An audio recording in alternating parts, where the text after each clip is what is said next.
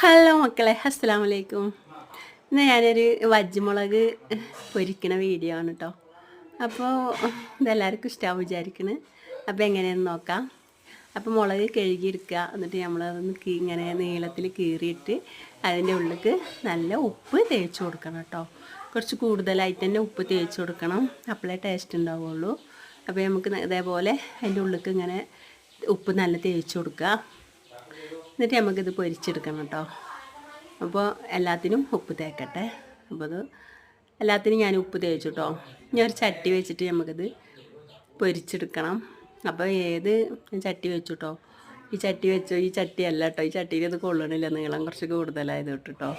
അപ്പോൾ ഞാൻ ചട്ടി മാറ്റിയതാണ്. അപ്പോൾ പിന്നെ അത് എണ്ണ ഒഴിക്കണ വീഡിയോ അങ്ങനെ കാണണമല്ലോ വിചാരിച്ചിട്ടാണ് ഞാൻ അതങ്ങനെ വെച്ചത് കേട്ടോ. അപ്പോൾ ഞാൻ ചട്ടി വെച്ച് കൊടുത്തു കേട്ടോ. ഈ ചട്ടിയല്ല, നീളം കൂടുതലുണ്ടായതുകൊണ്ട് ചട്ടി മാറ്റി. ഈ ചട്ടിയാണ്. അപ്പോൾ ആ എണ്ണ ഇതിക്ക് മാറ്റി ചൂടാക്കിയിട്ടുണ്ട്. അപ്പോൾ അതാ വലിയ ചട്ടിയാണ്.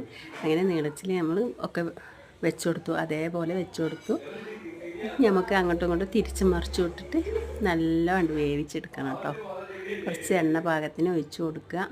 എന്ത് എണ്ണ ആയാലും കുഴപ്പമില്ല, വെളിച്ചെണ്ണ ആയാലും ഓയിലായാലും ഗോൾഡ് വിന്നറായാലും ഒന്നും കുഴപ്പമില്ല കേട്ടോ. ഏത് എണ്ണ നമ്മളെ വീട്ടിലുള്ളത് ആ എണ്ണ എടുത്തുകൊണ്ട് നമുക്ക് യൂസ് ചെയ്യാം. അപ്പോൾ ഇത് ഇടയ്ക്കിടയ്ക്ക് അങ്ങോട്ട് തിരിച്ചും മറിച്ചും ഇട്ട് കൊടുക്കാൻ മറക്കരുതേ. അപ്പോൾ ഇതങ്ങനെ തിരിച്ചും മറിച്ചും ഇട്ട് കൊടുത്ത് വേവിച്ചെടുക്കണം കേട്ടോ. അപ്പോൾ കണ്ടില്ലേ, നല്ല ഉഷാറായി വെന്ത് വരുന്നുണ്ട്. അത് വെന്ത് കഴിഞ്ഞാൽ നല്ല കുഴഞ്ഞ പോലെ ഉണ്ടാവും കേട്ടോ. അപ്പോൾ നമുക്ക് ചോറിൻ്റെ കൂടെ കഴിക്കാൻ അടിപൊളി ടേസ്റ്റാണ് കേട്ടോ അത്. അപ്പോൾ ഇത്രയേ ഉള്ളൂ വീഡിയോ. എല്ലാവർക്കും ഇഷ്ടമാവും വിചാരിക്കണ്.